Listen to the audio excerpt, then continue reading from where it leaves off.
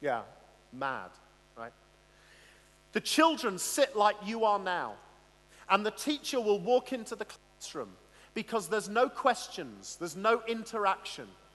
The teacher will talk at the children for an hour.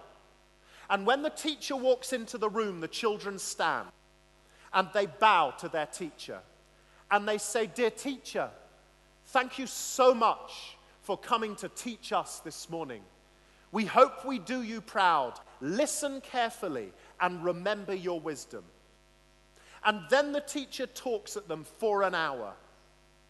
At the end of the hour, the teacher stands at the front and the children stand again. And it's like thanking your torturer. Because the children bow again and they say, "Dear teacher, thank you so much for doing us the honor of sharing your wisdom. We hope we remember it wisely." And then the teacher leaves. And I have to say, a lot of this really upset me. Until about 2 days before the end of my trip, I visited a place called Hefei No. 2 School, which was about an hour's flying time from Shanghai. And I was in a classroom, and you know where you're in a classroom where the children are happy, but because there's a buzz, the children are excited, they can't wait for the lesson to begin. And this was the only time I'd felt this in China. And I was in this room, and this teacher walked in, and he was 70 if he was a day. And he stood at the front of the class, and the children fell respectfully quiet. But they didn't stand up. The teacher went to the front of the class, and he bowed to the children. And he said, "Dear children, thank you so much for doing me the honor of coming to my lesson today. I hope what we're about to share will be of use and interest to you." And then he ran, by Chinese standards, a very interactive lesson. The children were engaged, and they were enthused, and there was interaction.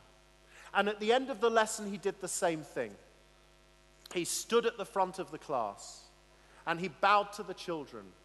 And he said, "Dear children, thank you so much for participating in my lesson.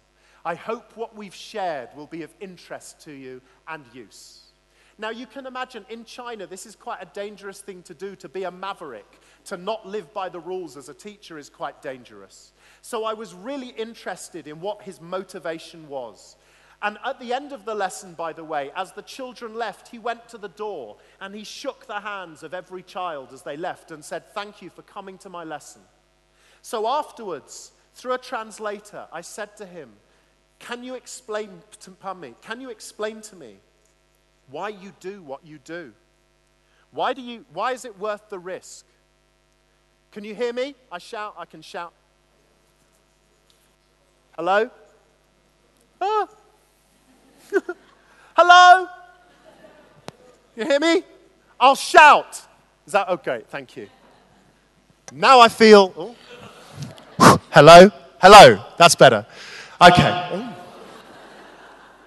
Now I'm going to sing to you. No, don't leave.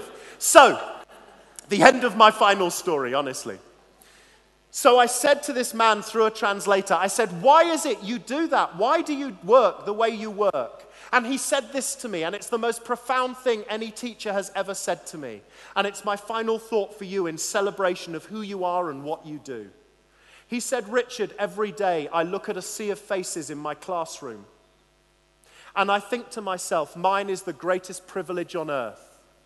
Because as I look at that sea of faces, I think to myself, somewhere in this classroom is the person who could find the cure to AIDS or cancer. Somewhere in this classroom could be the person who has a mind to find the solution to world peace. Somewhere in my classroom could be a musician who composes a piece of music that will move humanity. Somewhere in my classroom might be an athlete that brings glory through the Olympics or through professional sport, both to themselves and their nation. Somewhere in my classroom might be a doctor, a nurse, a lawyer, a teacher.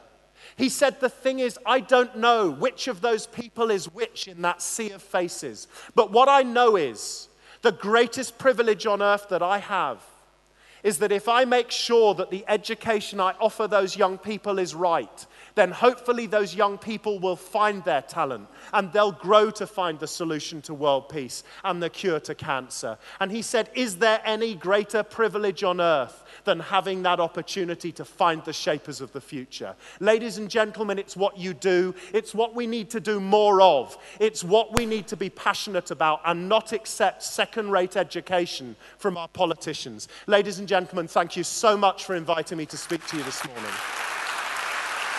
Thank you.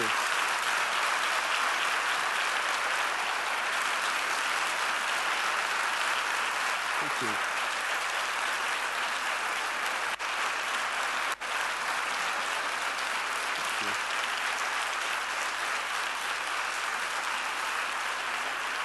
Thank you very much.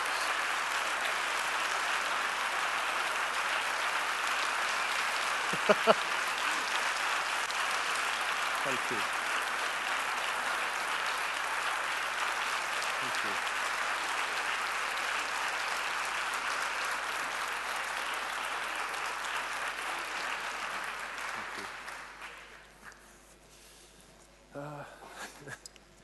Right. Shall I do this? Yeah. Gracias. It's okay? Okay. Okay. Okay. Sit down, please.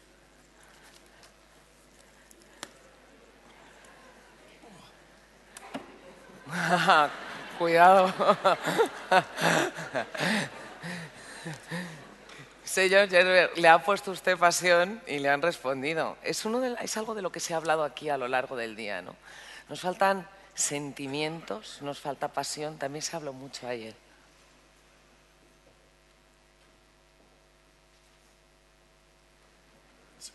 Pasión. Passion. Passion. Okay. Yes, I think, sadly, over many, many years, education has been pursued in too much seriousness. We take education too seriously in that we see it as an academic pursuit.